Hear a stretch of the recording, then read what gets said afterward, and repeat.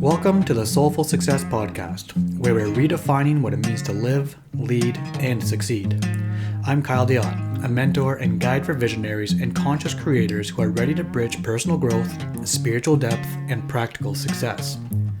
Each week, I'll share honest conversations and grounded insights to help you elevate your life, not by doing more, but by becoming more of who you truly are. This is where ambition meets alignment, and where the next evolution of success begins. Welcome to Soulful Success. Hello, and thank you for being here today with me and taking the time to invest in yourself. Lately, one question that I've been thinking about is, how does self-abandonment hide inside responsibility, reliability, and success? And what I've come to, conclude and what I've realized and what I've seen as patterns with other people that I've worked with, myself as well, is that there's a point when saying yes, when you want to say no, feels more responsible in the moment. And that can lead towards more self-abandonment. So, as an example, right? I'm talking interpersonal dynamics. This could be within work, family, business, social, you name it. But it's a time when someone asks you to do something, or if you want to do something, and internally there is a no, but you say yes. And that's what we're going to explore today, and how that can lead to self-abandonment when we do not choose to vocalize what we want, which would be the yes. So in that moment, there is a subtle moment where the no does arise internally. And sometimes we can hear it, sometimes we can't hear it because of how long it's been since we honored that decision. But what'll happen is there's a plethora of potential emotions. We might feel anxiety, we might feel guilt, we might feel shame, we might feel resentment. There could be a number of different emotions that we may feel in the moment.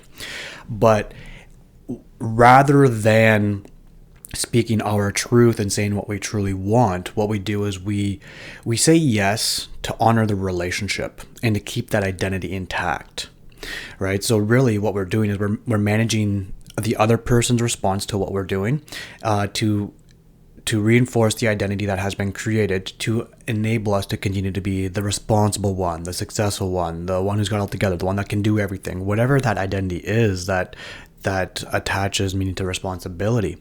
Because what happens is that responsibility, quote unquote, kind of identity leads towards getting value out of providing for others. So we start to derive our sense of self-worth out of what we can do for others rather than an internal sense.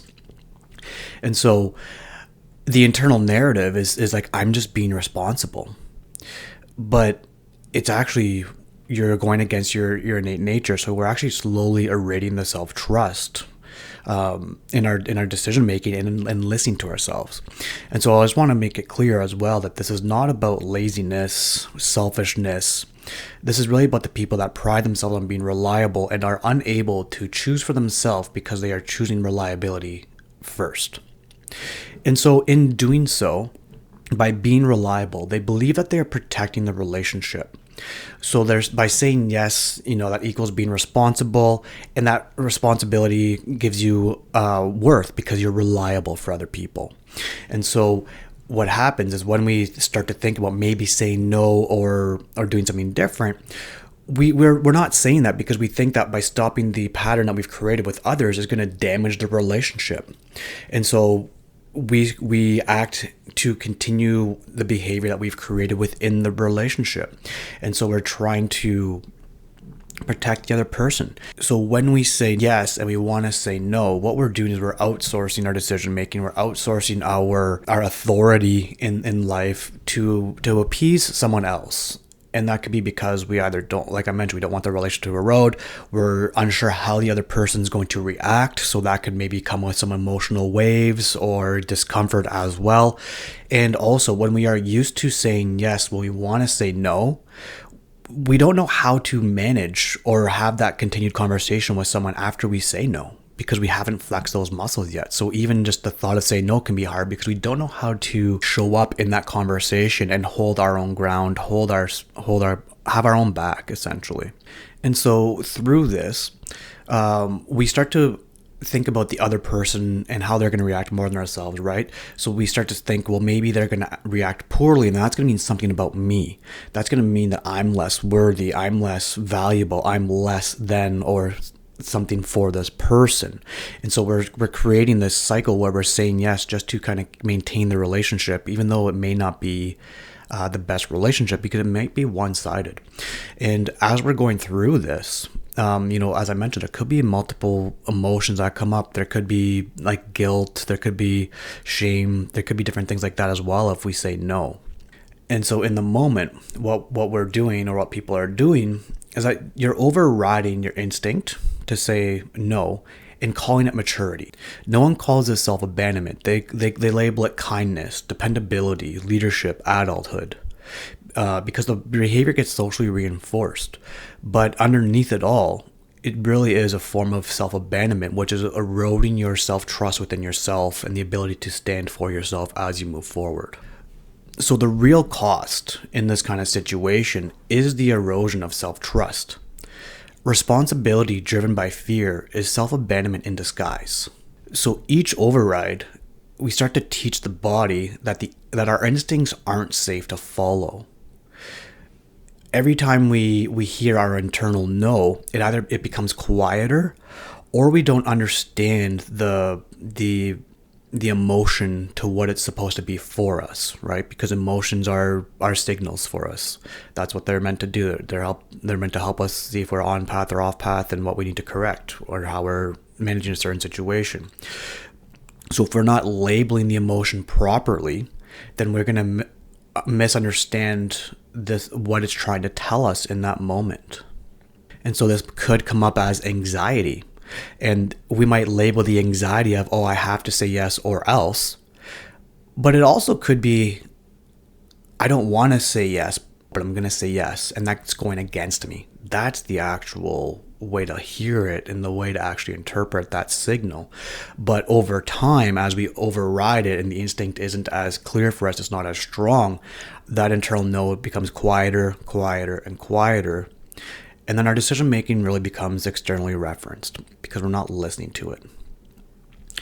As this keeps going, our self-trust weakens and it gets harder to say no instead of saying yes in those situations. It gets harder to choose for ourselves rather than outsource our decision making because it's the easier path and what we've just been used to doing.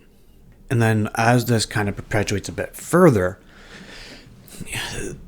when you're saying yes, but you want to say no, you're starting to rely on others and how they respond to you to dictate how you feel. We're outsourcing our emotions. We're outsourcing our worth, our value in response to how other people see us. When you are internally worthy, valuable, and have a lot to provide, you don't need that external reference, mind you, as humans. I know many of us do like that. But one thing I will share here, right, is that if we continue along this path, over time, it really does become harder to choose for yourself. It gets harder and harder and harder because you're going closer to the easier path. And then when we want to say no, then we are flooded by all these emotions, these mixed signals, and we just don't know how to interpret it in the moment. And one thing I do want to share, I guess, is that when you do start to stand for yourself, the relationship doesn't collapse. Your internal relationship increases. You just start to develop more capacity for yourself.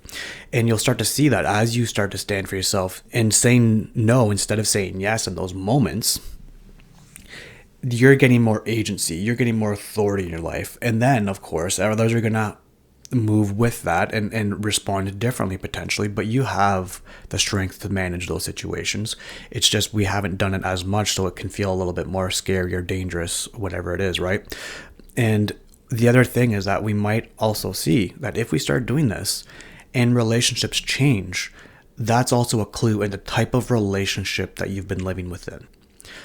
So the real key here that we want to integrate is knowing that self-trust is rebuilt by tolerating the emotional weight of saying no. The first few times we do it, when we're used to saying yes, it is going to feel a bit uncomfortable. And that is not saying that you did anything wrong. It's just new. It's a new response. It's a new behavior that you're doing, and it can be uncomfortable, and that's okay. That's part of our journey, is being able to embrace some of the discomfort that comes along the way, and this goes along with recreating our identity. Because when we want to act through our own authentic identity, we need to be comfortable with the emotions that we feel when we say no. That is one of the trickier parts. And I do want to reinforce also that, remember that when you say no, another person's reaction does not mean anything about you. You cannot control another person's reaction. You can only speak your truth, be as honest as you can. We cannot control how other people respond to us, so we really want to keep that in the back of our mind as we're moving forward. Along with this, I also want to share that being reliable, being responsible, that does not make you or equal value. That just puts you in someone else's spoken wheel to see how you can be of benefit to them in their life. And so that's where, when becoming more authentic with ourselves and saying no, it doesn't mean you're abandoning the relationship. It means that you're strengthening the relationship with yourself, and the people that value that and want to see that within you, they will still hang around when you start to say no. They will understand. Along with this too, I want to be clear that when we say no, it's not a big thing. Usually it's, we make it out to be a bigger thing than it actually is, and that's just because we're unused to it and the responses. Now, maybe there's some situations where there's one-offs where people are a bit more of a loose cannon, we'll call it, and they may not respond the way that we want, and that's just where we need to be ready for that as well too. It's fine. That's how they are. That means nothing about you, right? If that's a repeated behavior, that's all them. That's not you. And so, as we go through this, it really becomes the ability to tolerate the emotions that you're going to feel as you go through this. And there's going to be some emotions right in the moment. And then after the engagement has kind of ended, then there might be further emotions or other thoughts that kind of come in. But as we work through managing our emotions, redirecting our thoughts, being mindful of how we're thinking, then we're going to be able to process this a lot quicker every time that we do it. So the more that we do it, the more that we strengthen our own internal self-trust, and the ability to continue to act in alignment with ourselves as we continue to move forward. And just a reminder here, saying no does not mean you're abandoning the relationship. It means that you are finally choosing yourself within it. And so I'm going to leave you with this following question. If stopping saying yes feels like it would damage the relationship, what has the relationship been built upon? The moment you stop managing everyone else's reaction is the moment you start rebuilding trust within yourself. As always, if something resonated here with you today, let it sit, let it settle. There's no need to start acting on anything really quick today. I hope this was helpful. I hope you have a great rest of your day, and we'll chat next time. Before you go, I want to invite you to slow down for a moment and notice what stood out for you in this episode. There's nothing to do with it, no insight to apply, no conclusion to reach. Just notice what stayed with you. A phrase, a feeling, or a moment that felt familiar in your body. Sometimes the most important shifts don't happen through action, but through allowing something to be seen and felt. Thanks for taking this time for yourself. I'll see you next time.